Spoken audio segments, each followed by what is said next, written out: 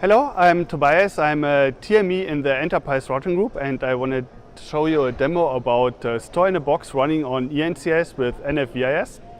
What we have set up here is a demo where we monitor supermarket shelves with a video camera, and the supermarket wants to know when a product is out of stock or out of shelf, so the shelf can be restocked immediately, and so that people can still buy products and they don't lose any sales.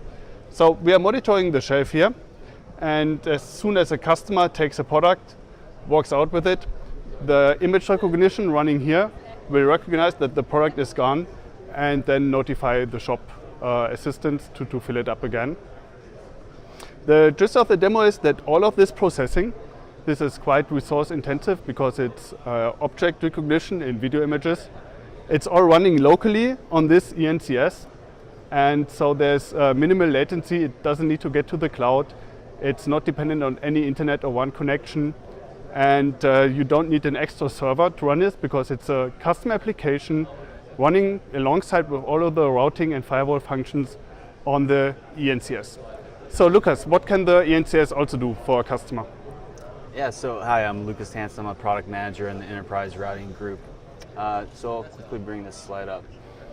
So essentially, the ENCS is a x86 server. It has the connectivity that enables it to also do routing. And if you look at the slide, this is our virtualization strategy in enterprise routing.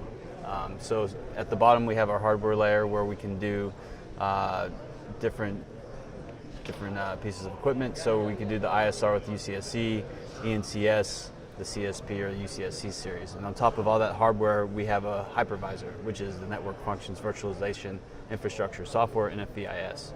And that enables us to have virtual network functions, other applications, third-party applications, anything that's Linux or KVM based. And then on top of all that, we have our orchestration, which is DNA Center, or for service providers, we have VMS and NSO.